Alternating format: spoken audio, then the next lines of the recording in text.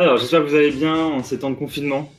Et aujourd'hui, du coup, je vais vous parler du UX Research, effectivement, et comment on peut s'inspirer des bases de l'UX Research et de la méthode de l'UX Research quand on est PM pour designer de meilleurs produits. Alors, tout d'abord, moi, je m'appelle Adrien et je vais en premier lieu dire merci à toutes les équipes avec qui j'ai pu travailler, avec qui j'ai pu expérimenter pas mal de choses autour de l'UX et de la research. J'ai eu la chance d'avoir à la fois des environnements start-up, notamment Rakuten, Pumpkin, l'échange d'argent entre particuliers, et où donc voilà, PM en start-up, on est amené à faire pas mal de choses et un scope assez large de tâches, et également à connaître des entreprises avec les plus grosses équipes, notamment Manutan, donc un site d'e-commerce B2B qui est présent dans toute l'Europe, et où j'ai eu l'occasion du coup de travailler avec à la fois des UX researchers, des UX designers, des UI designers. Enfin voilà, il y avait vraiment plusieurs métiers et tous ces métiers-là qui étaient représentés et où j'ai pu on a pu pas mal s'amuser et tester des choses. Donc aujourd'hui, c'est ça que je vais ces conseils-là que je vais vous donner, ce que j'ai pu apprendre auprès d'eux. Donc merci à eux. Et il faut bien garder en tête quand même que rien ne remplacera jamais le travail de l'UX Researcher, qui a un set de compétences qui est assez différent d'une autre et c'est normal. Vraiment, c'est les bases et le b.a.-ba de l'UX Research qu'on adapte en tant que PM, mais ça ne remplacera pas le taf du UX Researcher. Je reviendrai dessus par la suite. Alors, allons-y. Tout d'abord, qu'est-ce que l'UX Research? Donc, l'UX Research, c'est placer l'utilisateur au centre, placer ses attentes, ses usages au centre du design de produit. Voilà, c'est le fameux user-centric que beaucoup d'entreprises utilisent, mais au final, quand on se pose vraiment la question, c'est quand la dernière fois que j'ai été à la rencontre de mes utilisateurs, c'est quand la dernière fois que j'ai testé mes designs, c'est quand la dernière fois que j'ai vraiment pu échanger avec eux, avoir leur avis. Généralement, c'était pas hier, et donc voilà, c'est le but pour être user-centric, c'est de faire de la UX research, et ça s'articule autour de plusieurs thématiques.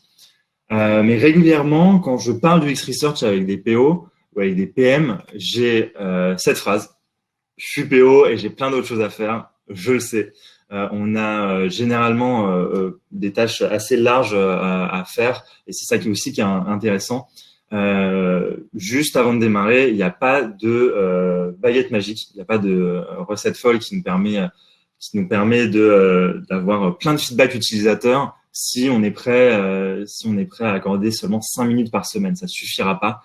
Donc la UX Research, ça prend un petit peu de temps, et il faut vraiment voir ça en fait comme un investissement, puisque quand on raisonne de manière assez macro, assez large, en fait, la research va nous permettre de ne développer que des fonctionnalités qui répondent à un besoin user, qui font sens pour eux et qui en plus vont être dans le design qu'on produit, qui vont être comprises de manière globale.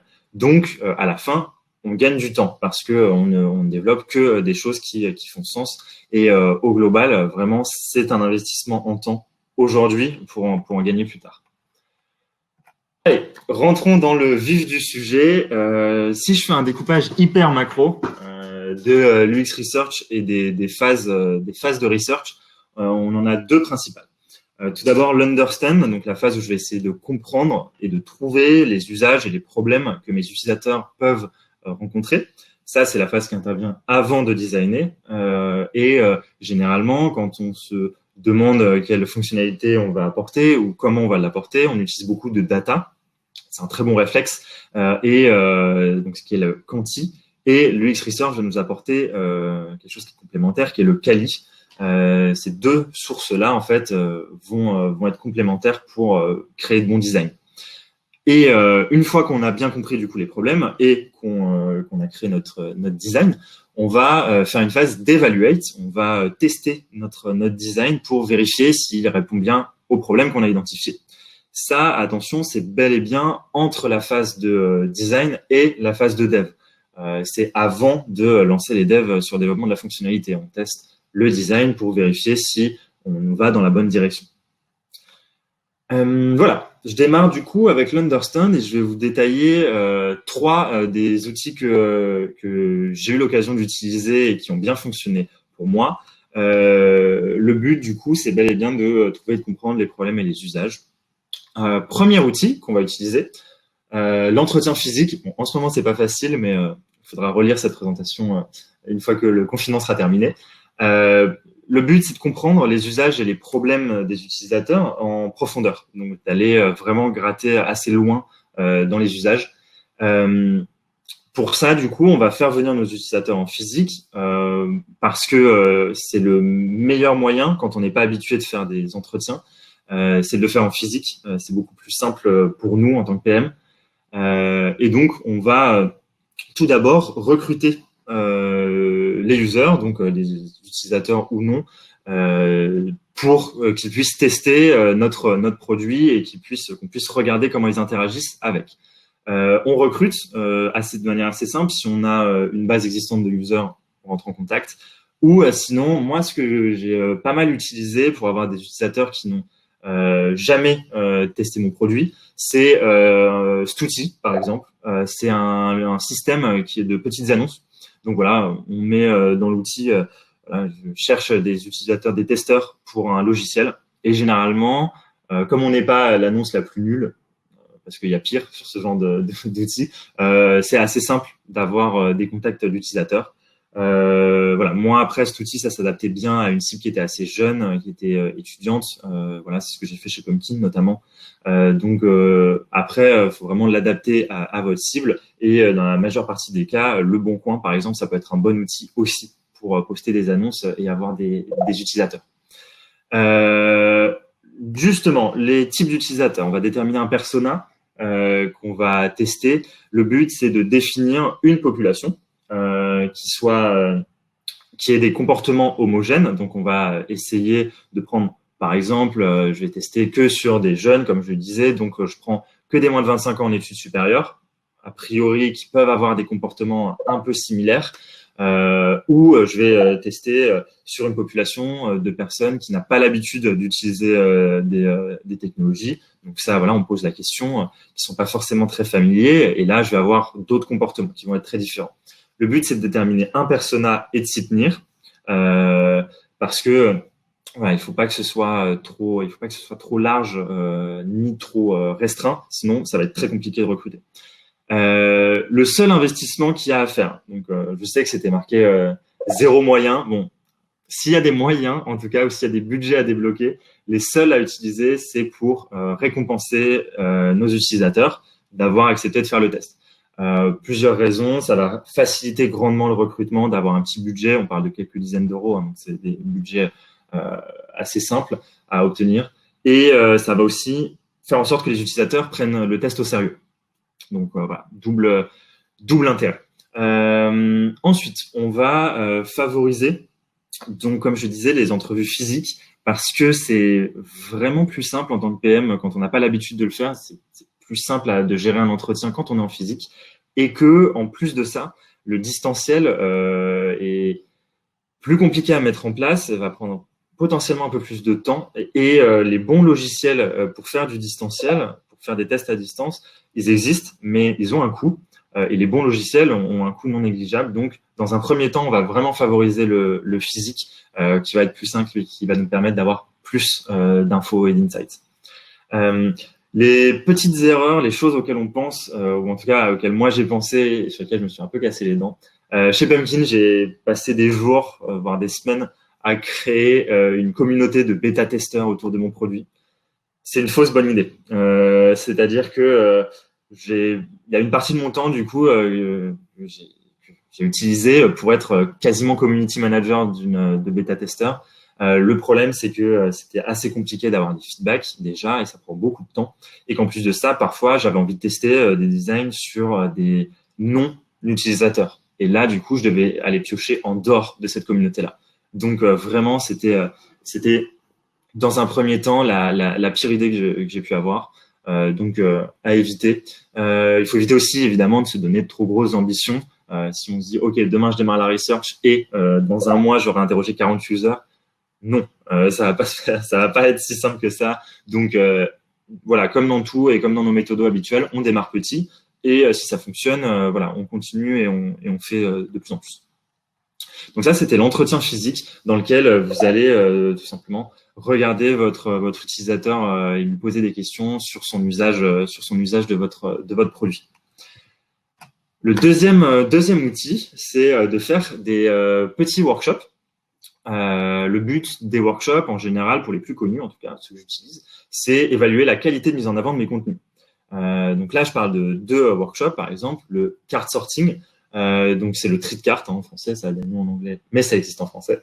Le but du card sorting, c'est, par exemple, j'ai un site d'e-commerce et j'ai donc un certain nombre de produits qui sont répartis, que j'ai envie de répartir dans des catégories, des sous-catégories, voire des sous-catégories si j'ai un très très grand catalogue, et challenger le découpage en catégories. Ça peut passer par du card sorting. Je vais tout simplement utiliser mes catégories les plus fines, donc les plus petites, que je vais chacune les écrire sur une carte et les mettre dans les mains de l'utilisateur et lui dire OK, maintenant regroupez-les de manière logique et naturellement l'utilisateur va du coup nous créer nos catégories. Voilà, on va lui demander évidemment après quel est le chemin logique qu'il a utilisé pour trier. Un autre outil, le tree testing, donc avec mon bel accent français, qui est un peu différent, c'est évaluer en fait la hiérarchie des infos sur notre site, la hiérarchie des pages de notre site.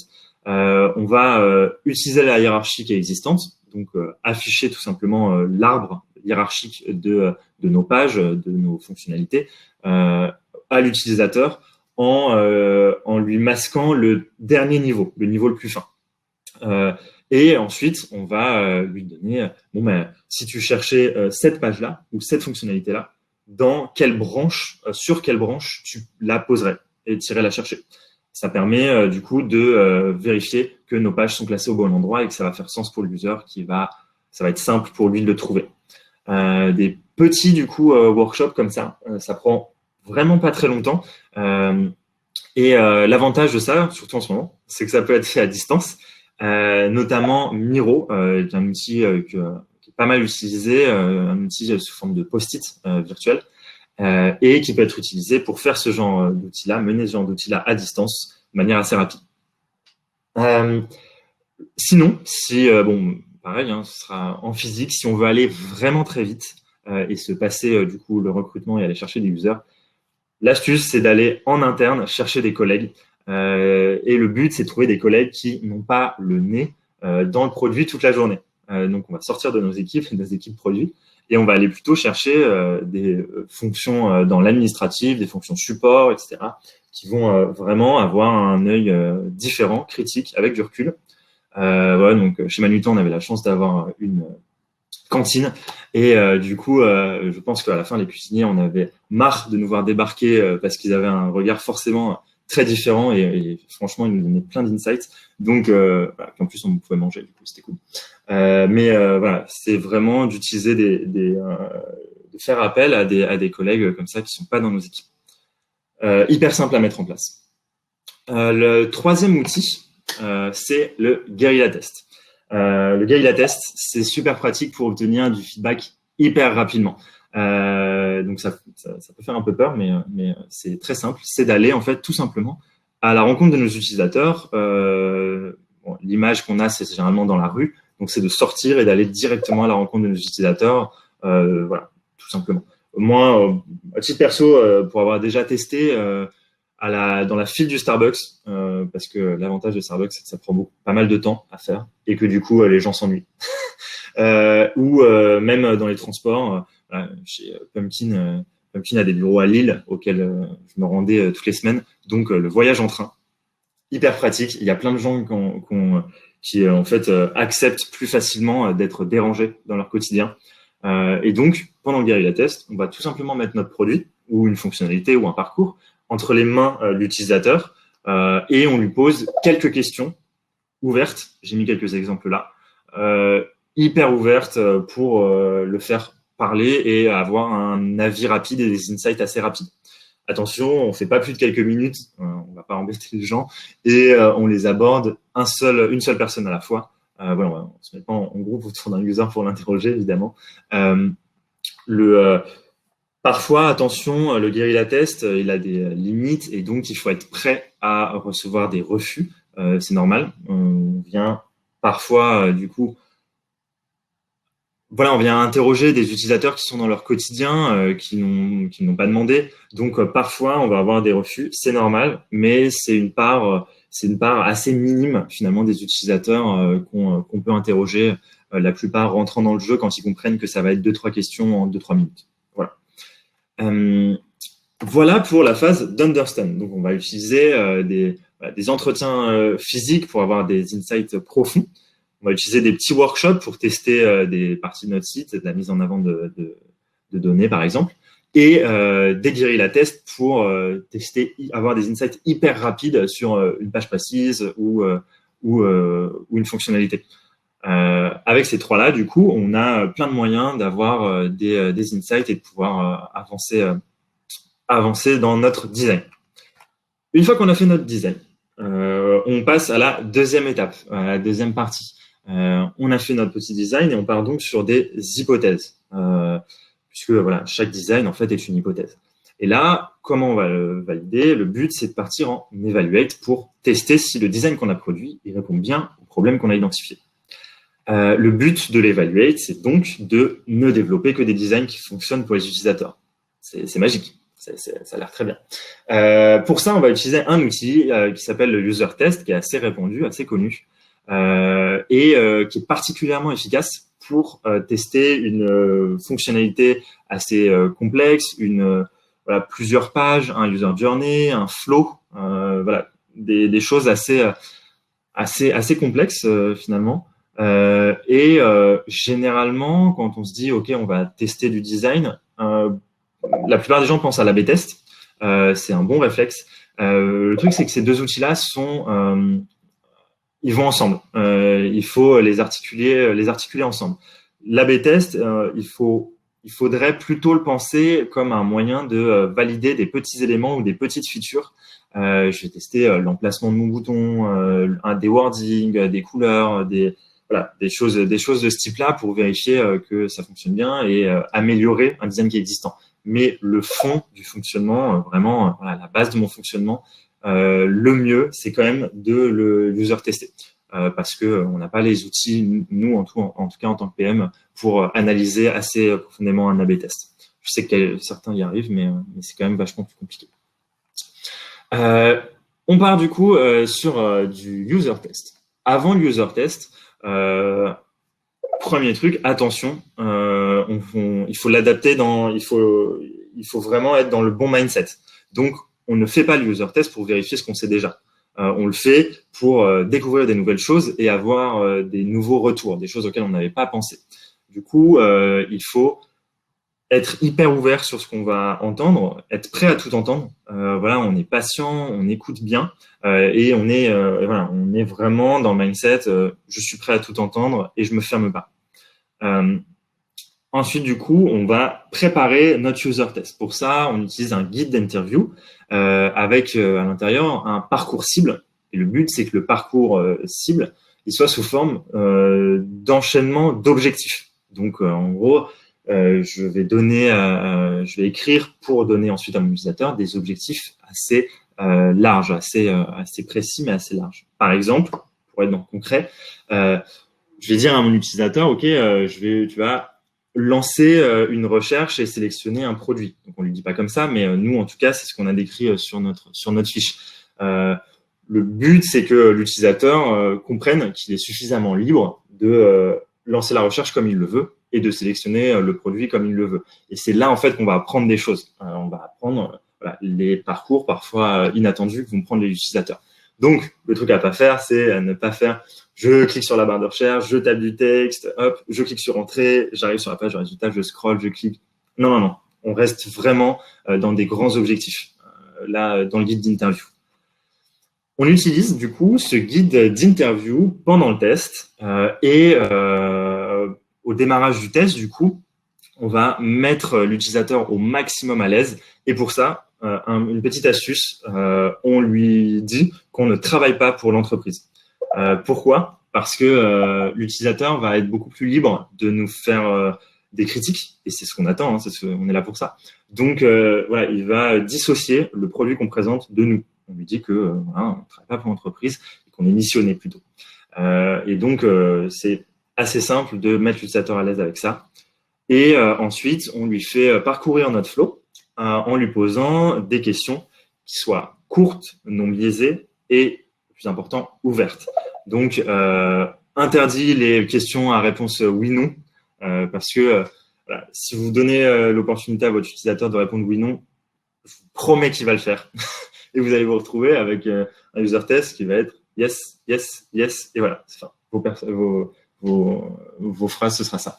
Donc, vraiment, on va dans la question ouverte, on lui demande de décrire, on lui demande que voyez-vous sur cet écran, que pouvez-vous faire à votre avis sur cette page, comment vous vous sentez en arrivant sur cette page avec son design, etc.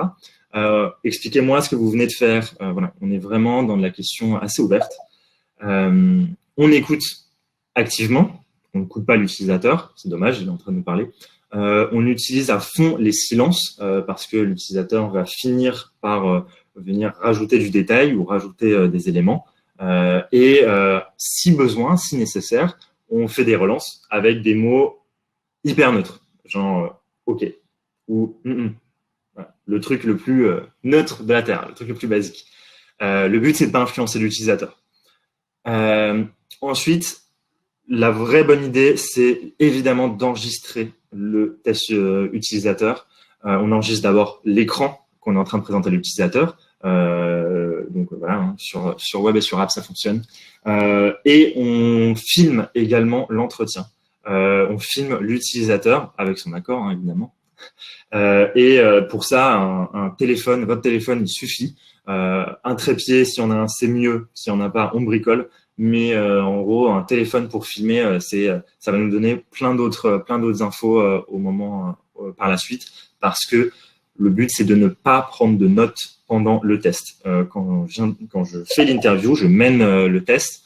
Il faut que je sois complètement focus sur l'utilisateur. Donc voilà, je prends pas de notes. Si j'ai une deuxième personne qui assiste, elle peut prendre des notes. Pourquoi pas, vraiment.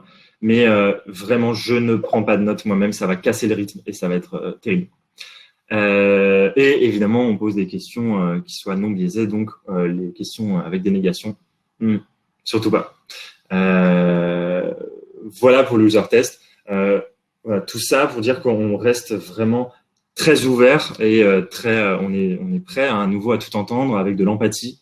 Il n'y a pas si longtemps que ça, j'avais un UX qui était en train de mener un user test. La prochaine étape de notre flow, c'était lui faire lancer une nouvelle recherche. Et donc, on lui dit, vous essayez de trouver quelque chose d'autre. Et l'user nous répond, ah bah oui, il faut que je lance une nouvelle recherche. Mais je ne sais pas comment faire. On lui demande d'aller et l'user ne trouve pas comment faire. En fait, il était devant un écran où on avait un bouton, un CTA principal qui prenait un solide 20% de l'écran de l'app qui était nouvelle recherche. Et pourtant, l'utilisateur ne le voyait pas. C'est pas grave. C'est peut-être, voilà, il faut aller creuser. Si ça se trouve, etc. Il n'arrive pas au bon moment, il n'est pas au bon endroit, il n'est pas à la bonne couleur. Et voilà, on se ferme pas, on est hyper empathique, on est hyper patient et on continue pour aller chercher. C'est là qu'on peut avoir plein d'insights. Après ce user test, on passe à la restitution. Donc, j'ai fait mes petits user tests. Pour info, 5 utilisateurs, normalement, sont suffisants pour conclure. J'ai mis généralement, mais c'est vraiment dans la quasi-totalité des cas. C'est pas moi qui le dis, c'est le Nielsen Norman Group, voilà, qui sont experts en la matière. J'ai des liens hyper intéressants dans la presse que je vous donnerai. 5 utilisateurs, on estime que si le persona est bon, ils vont être représentatifs et que du coup, on peut déjà conclure sur 5 utilisateurs. J'ai mis 5-6 parce que parfois, sur une batterie de tests comme ça, on va avoir un test qui va pas se passer exactement comme attendu. Parfois, c'est nous qui sommes fatigués. Parfois, c'est l'utilisateur qui est fatigué, voilà, ça fonctionne pas comme on veut, ça marche pas. Donc, 6 utilisateurs pour s'assurer qu'on ait au moins 5 utilisateurs, 5 user tests qui soient sur lesquels on puisse conclure.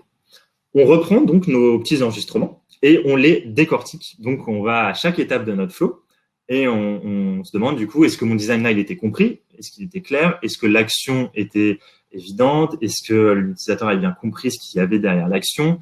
Est-ce que ça faisait sens en fait pour l'utilisateur? Pour pouvoir conclure et pour pouvoir répondre à ces questions-là, on va utiliser tout d'abord les verbatims, c'est-à-dire les phrases et les mots exacts que disent les utilisateurs.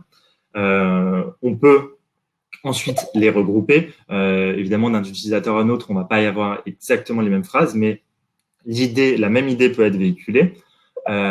Et on va utiliser également les bases du non-verbal. Le langage non-verbal, attention quand même, ça a ses limites. C'est là qu'il y a une grosse différence. On n'est pas UX researcher. Donc, le non-verbal, il peut nous emmener dans des pièges. Et donc, on ne surinterprète pas le non-verbal. On va utiliser l'intonation, la gestuelle du visage, la gestuelle des doigts, des mains, de la main sur la souris. Mais ça s'arrête à peu près là. On ne va pas surinterpréter parce que tout simplement, voilà, on n'a pas fait psycho, nous. Donc, on ne peut pas conclure avec plus d'éléments que ça. Mais on utilise quand même les bases du non-verbal. Et on se retrouve du coup dans la restitution maintenant avec une liste des éléments qui étaient compris, des éléments qui étaient moins compris par un certain nombre de users. Donc, si 6 sur 6 ou 5 sur 5 de vos utilisateurs ont compris, jackpot, c'est bon. Si par contre, il y aura forcément des étapes ou des éléments qui seront moins compris, c'est pas grave, ça vous donne du coup les clés pour pouvoir retravailler votre design. Vous allez du coup ensuite avoir envie de repartir dans une petite phase de design pour faire les petites modifications. Attention quand même, s'il y a trop de modifications, une petite modification plus une petite modification, ça finit par faire beaucoup. Et donc, si on change notre design en profondeur, on va avoir envie de refaire une batterie de tests. Franchement, 5 ou 6 tests, c'est un investissement en temps qui est nécessaire et qui est important. Donc, vraiment, ça vaut le coup. Et parfois, on l'a senti, la deuxième batterie de test, on découvrait de nouvelles choses, on avait créé de nouveaux petits soucis. Donc, vraiment, c'est très important. Voilà tout ça. Une phase d'understand, une phase d'evaluate à renouveler de manière assez régulière, autant que possible, le plus régulièrement possible. Voilà, donc je vous ai remis les étapes ici. Aujourd'hui, en fait, l'UX Research, c'est trop souvent le parent pauvre dans des organisations, dans des entreprises. En fait, on a beaucoup d'entreprises qui se disent user-centric, mais qui, par contre, ne font que très peu d'UX Research. Alors qu'on remarque d'un autre côté que les entreprises qui utilisent l'UX Research, qui la manient bien, en font un avantage concurrentiel complètement. Et donc, en fait, vraiment, l'UX Research et le métier du UX Research est hyper important pour le design de produit et donc pour l'équipe produit et à ne surtout pas négliger. Et c'est bien que de plus en plus des équipes fonctionnent avec des UX Researchers, avec des designers aussi. Mais voilà, j'espère du coup que dans quelques années, je ne puisse plus faire cette présentation-là de comment faire de l'UX Research en tant que PM et avec zéro budget. J'espère que la plupart des entreprises auront compris que l'UX Researcher, il s'inclut dans une organisation qui est héroïste, avec du retour sur investissement, et que ça fait gagner énormément de temps aux équipes, et que surtout, on est tellement plus sûr de nous au moment de la mise en prod que on va vraiment améliorer notre flow et notre travail. Voilà. Merci beaucoup d'avoir suivi cette presse et je suis vraiment dispo pour qu'on en discute. Je sais que pas mal de gens ont essayé des choses. Donc voilà, c'était vraiment les choses que moi j'ai utilisées, j'ai eu l'occasion d'utiliser ou de tester. Maintenant, il existe plein d'autres choses et il y a plein de docs sur Internet, ça tombe bien. Donc voilà, ajoutez-moi sur LinkedIn si vous voulez qu'on en discute, et sinon, je suis prêt pour vos questions. Donc je sais pas, Marcel, si tu as déjà des questions. Je suis là, oui. T'as des questions? Génial. Énormément de questions. Là, en retour, par contre. Mais ok.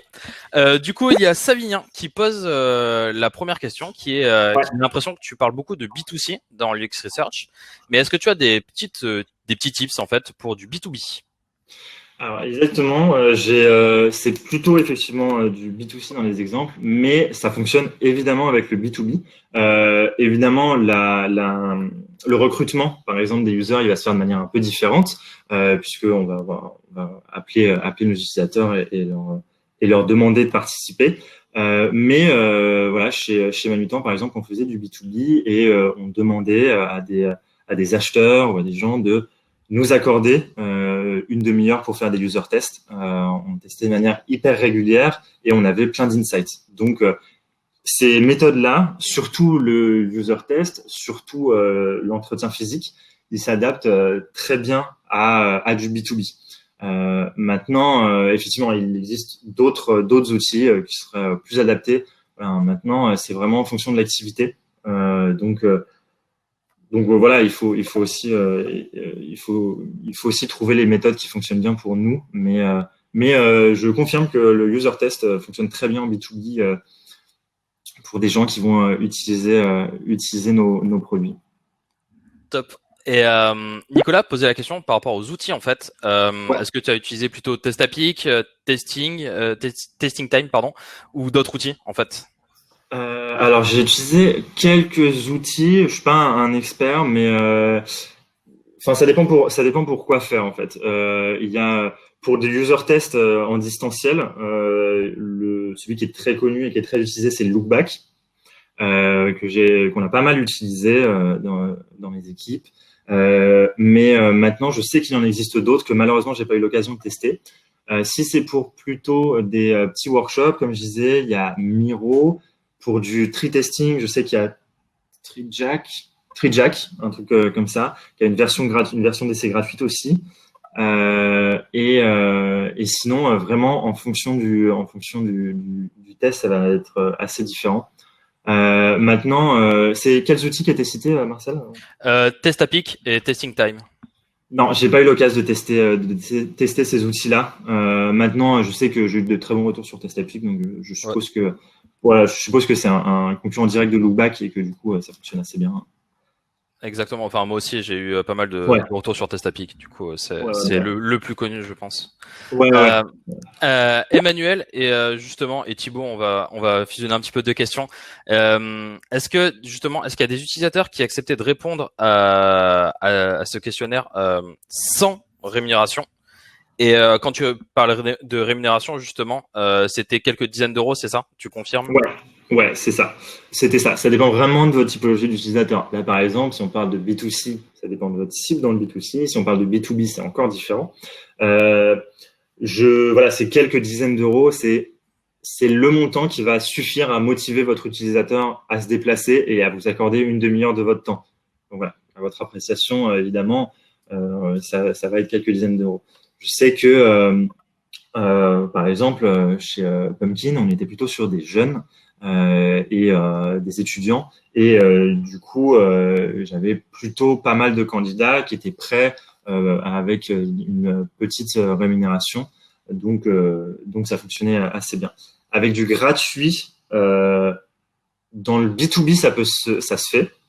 Ça peut se faire parce que c'est nos clients, etc., et qu'on leur demande comme un service. Mais dans le B2C, honnêtement, je l'ai jamais fait. J'ai jamais tenté parce que le recrutement est hyper compliqué. Ok, bah c'est très clair. Adrien qui demandait, est-ce qu'il faut pas avoir un POC pour que les utilisateurs puissent tester lors de la partie Understand? En fait, lors de la partie Understand, on va plutôt partir de ce qui existe, a priori, en tout cas. Donc, on va plutôt lui montrer le produit actuel, le produit existant. Moi, j'ai plutôt tendance à faire ça. Maintenant, on peut évidemment faire tester avec des maquettes ou avec voilà, peu importe le niveau d'avancée de la maquette. Mais là, on est plutôt dans le user test du coup si on fait si on montre des maquettes. Mais oui, dans le user test, voilà, vu que c'est juste après le design, on montre des maquettes. Et ça peut être, il y a deux écoles. Soit on fait la maquette qui est UI terminée, donc vraiment hyper clean, prête à partir en dev, mais on la teste. Ou alors, on peut aussi très bien tester des maquettes basiques type balsamique, du simple, voilà, ou même quasi du wireframe, quoi. On peut tester ça. Ça fonctionne aussi. À voir, par contre, à ce que ça ne gêne pas trop l'utilisateur dans ses retours. Si, il faut que l'utilisateur puisse se projeter quand même sur vos maquettes. Mais maintenant, voilà, on emmène des maquettes. Moi, j'ai plutôt tendance à emmener des maquettes qui sont voilà, post-UX, mais avant UI, quoi. Donc, ça fonctionne très bien, hein. Très bien. Rémi qui posait une question sur laquelle je pense que tu as déjà répondu, mais pour confirmer, c'est il parlait que la tendance américaine dit qu'il faut 5 à 7 utilisateurs pour faire justement pour générer de la matière. Alors que traditionnellement, avant, on utilisait plusieurs dizaines, voire une cinquantaine de minimum. Ton point de vue, en fait, sur le nombre, c'est du coup 5-6, comme tu l'as dit dans ta présentation. Ouais, moi, c'est le 5-6, c'est suffisant. Il y a des tas d'études sur le sujet qui ont été faites, et notamment des études où on fait les mêmes tests auprès de 5 utilisateurs. On bloque et ensuite on continue avec plus de users et on se rend compte qu'en fait les users supplémentaires n'apportent plus ou peu de nouveaux insights et que du coup on peut se contenter d'en faire 5 ou 6. Donc voilà, les 5 à 6 utilisateurs, moi c'est vraiment la reco parce que après ça prend quand même beaucoup de temps. Donc 5 à 6 c'est une bonne moyenne. Parfait. Ouais. Ariane qui demandait, justement, parce que tu parlais d'outils pour faire venir des utilisateurs comme Stouti et Le Bon Coin, est-ce que tu te retrouves pas avec que des profils très jeunes technophiles en fait? Alors ouais, sur Stouti, oui. Bon, ça tombe bien parce que c'est ce que je cherchais à l'époque. Ouais. mais effectivement, c'est un peu compliqué parfois. Mais normalement, sur Le Bon Coin, on est assez global et mass market pour que on puisse avoir un peu toute typologie d'user ou presque. Bon, voilà, j'exagère un peu, mais on a pas mal de gens quand même. On ratisse assez large avec Le Bon Coin. Maintenant, évidemment, hein, c'est à adapter en fonction de votre user et du type, de la typologie et le persona de personne que vous allez vouloir aller chercher. Il faut s'adapter et il faut trouver les bons outils. Moi, c'est ceux qui ont fonctionné pour moi, mais d'après les retours que j'ai, logiquement, Le Bon Coin, c'est pas mal. Et puis, sinon, évidemment, hein, avec un peu de budget, il y a des entreprises qui se chargent de ça, du recrutement. Il y en a pas mal, même. Ça se trouve assez facilement sur Internet en fonction de vos users. Mais voilà, qui vont forcément vous demander de l'argent pour faire cette phase de recrutement-là. Et en plus, c'est des recrutements qui sont déjà qualifiés. Donc, les entreprises ont déjà vérifié que ces utilisateurs répondent bien à votre persona et en plus vont être motivés. Mais voilà. Très bien. Emmanuel qui posait la question, combien de temps en fait tu prévoyais pour le recrutement de tes utilisateurs et est-ce que tu avais des réponses rapidement justement?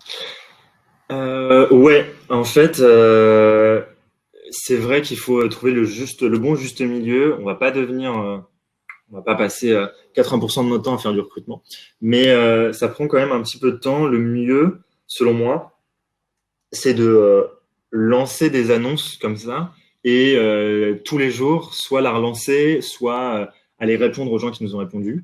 Mais en général, j'ai eu peu de problèmes pour recruter. Et les fois où on a des problèmes pour recruter, on se remet en question, et on remet en question le persona qu'on a utilisé. Il est peut-être qu'on se met trop de barrières. Parfois, on a 10 réponses en une journée, ça arrive. Mais on en élimine 8 ou 9 parce qu'on se dit qu'ils ne correspondent pas à notre persona. Parfois, voilà, on peut simplement remettre un peu en cause ce persona, est-ce qu'il n'est pas trop restreint, parce que si ça devient un problème pour notre recrutement, c'est dommage, quoi. Maintenant, en quelques jours, honnêtement, en quelques jours, en y passant une demi-heure par jour, on peut avoir suffisamment d'users. Ok. Je vais justement poser des questions par rapport au persona parce que j'en ai eu quelques-unes de questions. Il y a Anaïs qui demandait est-ce que tu faisais un guide d'interview par persona, justement? Alors, ça dépend, mais pour tester la même fonctionnalité, j'ai tendance à utiliser un seul guide d'interview. un seul guide d'interview, comme ça va nous donner aussi les différences entre les personas, les différences d'usage entre les personas. C'est-à-dire que vu que les parcours sont les mêmes, avec des utilisateurs différents, et la seule différence des utilisateurs, c'est le persona, on va pouvoir identifier ce qui est remonté par un persona et pas par un autre, et du coup, potentiellement, adresser une cible ou l'autre, ou tenter d'adresser les deux, mais un seul guide d'interview pour moi, par fonctionnalité ou par test. Et justement, encore par rapport au persona, est-ce que tu faisais venir 5-6 personnes par type de persona ou 5-6 personnes en tout? Par persona. Ok, c'est très clair. Ouais. En guérilla test, Christophe qui demande comment est-ce que tu faisais pour capter les retours de l'utilisateur? Est-ce que c'était justement avec la caméra ou est-ce que vous faisiez à deux et donc il y a une personne qui posait des questions et l'autre personne qui écrivait les réponses ou les deux simultanément? Exact, j'en ai pas parlé. Effectivement, une seule personne qui pose des questions, une deuxième personne qui note ou qui bon, soit elle note, mais c'est un peu compliqué en guérilla, soit soit on utilise tout simplement un téléphone avec le mode enregistrement de son là, je sais plus comment on dit. Bref, Dictaphone. Dictaphone. Merci beaucoup.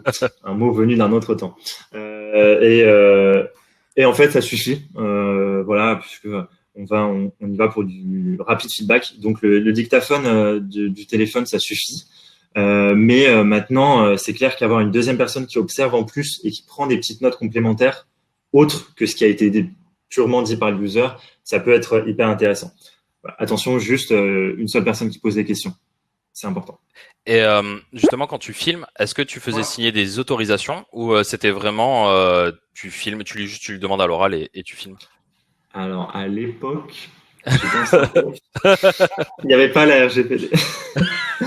À l'époque pré-RGPD en startup, j'avoue que je le faisais à l'oral et que je précisais bien, par contre, que l'usage était purement interne et purement pour moi et mon équipe et qu'il ne serait jamais réutilisé pour autre chose que mon analyse.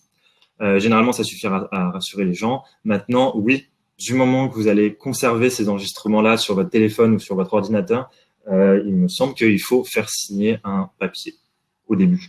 Mais si vous précisez bien ça, normalement, la plupart des gens, de toute façon, vous précisez ça quand vous échangez avant de les faire venir et normalement, il n'y a pas trop de problème. Pas trop de problème. Ok. Ouais.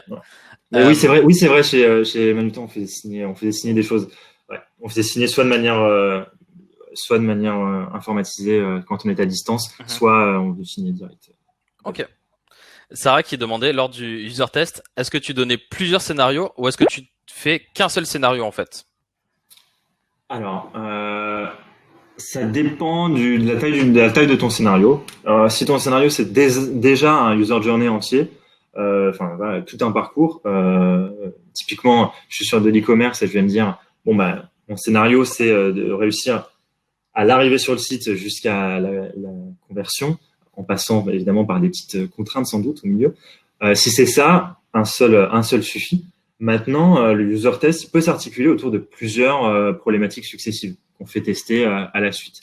Le but, c'est de réussir à trouver le chemin le plus proche de ce que serait le chemin dans la réalité du user. Donc, par exemple, si je vais pas lui faire tester la dernière étape de mon flow en premier et ensuite revenir au début, etc. On limite ça parce que l'utilisateur, même si on lui demande de faire abstraction, va pas réussir à oublier totalement ce qu'il vient de voir juste avant. Donc, le mieux, c'est de tenter quand même d'être dans l'ordre logique, mais aucun problème pour tester plusieurs parcours différents, pour arriver au même but ou pas, pour tester plusieurs fonctionnalités différentes. Aucun problème. Et on peut enchaîner. On dit au utilisateur, OK, on fait une petite pause, petit récap, potentiellement, en lui demandant ses feedbacks plus en off. Et ensuite, on réattaque sur autre chose. Ça permet de marquer une coupure. Ok.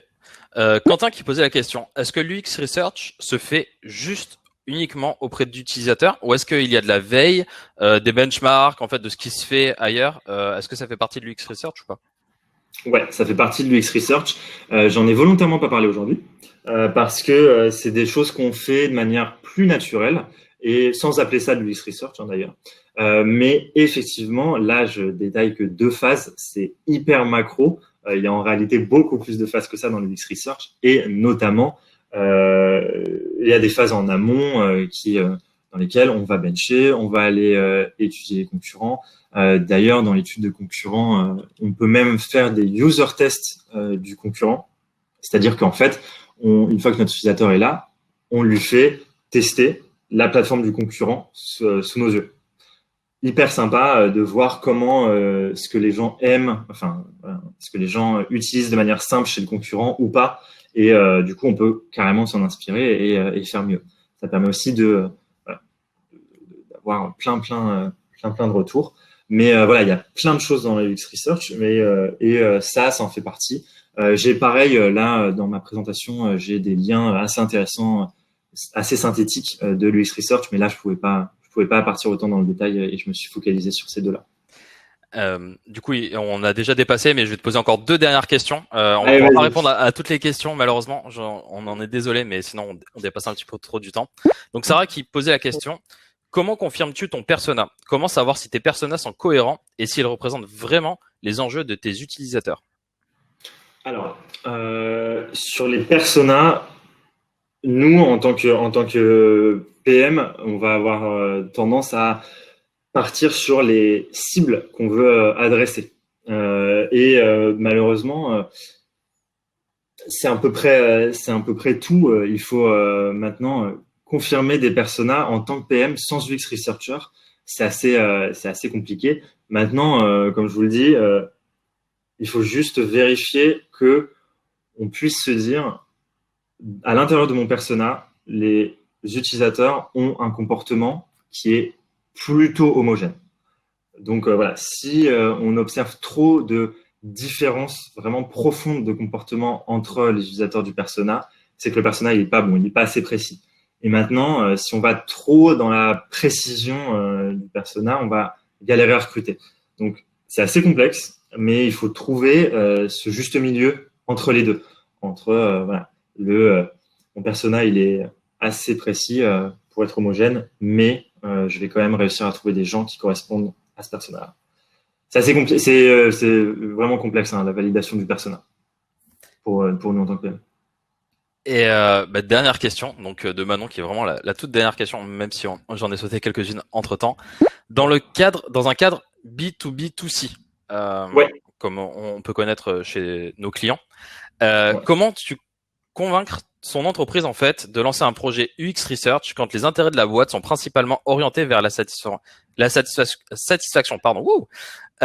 client et pas en fait client final, tu vois, pas utilisateur final. Ouais, et c'est effectivement une des problématiques et j'en parlais en conclusion. C'est assez compliqué pour un tas d'entreprises d'allouer du temps et du budget pour l'UX Research. En fait, ce qu'il faut bien comprendre, c'est que à la fin, voilà, on fait pas l'UX Research pour faire plaisir aux utilisateurs, etc. C'est un peu idyllique. Le but, c'est quand même d'être plus efficace, donc s'assurer que nos designs vont fonctionner. Et le design qui fonctionne et qui répond à un vrai besoin, il va forcément faire plaisir à plus d'utilisateurs finaux. Et donc, ça peut rentrer, ça va vous faire un avantage concurrentiel. Donc, ça va rentrer dans votre négo ou dans vos ventes B2B, forcément. En tout cas, c'est le but. Donc, c'est un petit peu compliqué, mais le truc, c'est de bien comprendre que, voilà, aujourd'hui, si vous êtes déjà en produit, c'est au moins que l'entreprise a compris qu'il fallait essayer d'être user-centric au maximum et donc satisfaire les utilisateurs finaux. Donc là, le UX Research, il faut le voir comme l'étape d'après qui va donner un avantage concurrentiel. L'avantage concurrentiel dans le B2B, c'est important. Ça va me permettre de négocier un petit peu mieux potentiellement. Merci Adrien pour toutes ces réponses et cette présentation. Vraiment, merci infiniment. Merci beaucoup. Et si vous avez d'autres questions, vous n'hésitez pas, ajoutez-moi sur LinkedIn et on peut en discuter. Voilà, c'est pas... Je ne prétends pas détenir la vérité et je sais qu'il y en a plein qui ont d'autres avis ou qui ont essayé d'autres choses qui sont hyper intéressantes. Donc, je suis super ouvert pour en discuter. Ah, et alors, il y a juste une dernière question. C'est Cédric qui. Allez, vas-y, Marc. On est un petit peu fou parce que je le vois dans le chat. Excuse-moi, Cédric. Il a pas compris pourquoi tu conseilles de ne pas créer une communauté avec les utilisateurs, en fait. Ok. Alors, c'est un conseil que je donne maintenant que j'ai essayé et que j'ai raté. En gros, la communauté qu'on va créer autour de notre produit, ça prend pas mal de temps. C'est-à-dire que il faut l'entretenir, il faut gérer cette communauté. Ça veut dire être un bout de community manager. Ça veut dire aller recruter des nouveaux users qui intègrent la communauté et la faire vivre.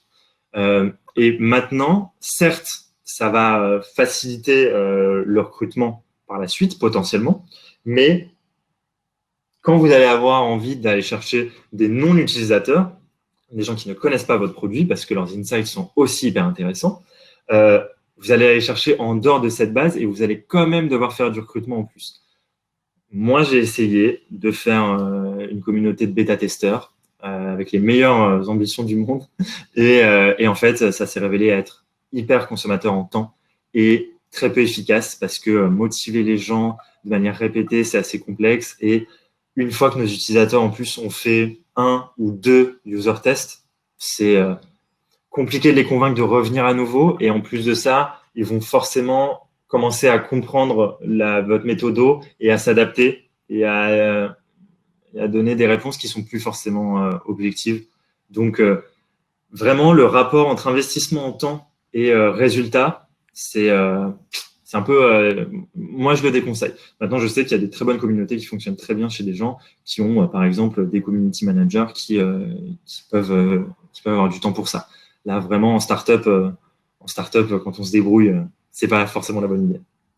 Merci encore, Adrien, vraiment d'avoir répondu à toutes ces questions. C'était vraiment super intéressant. Merci à tous d'avoir participé.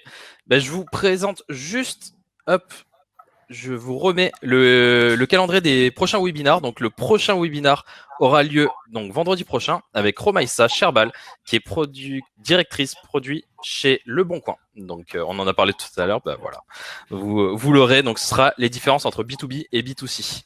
Merci encore à tous d'avoir participé et d'avoir posé énormément de questions. Je vous dis à vendredi prochain. Merci encore, Adrien, d'avoir participé. C'était génial. Merci beaucoup. Passez une excellente journée, passez un excellent week-end et on vous dit à vendredi. Au revoir tout le monde.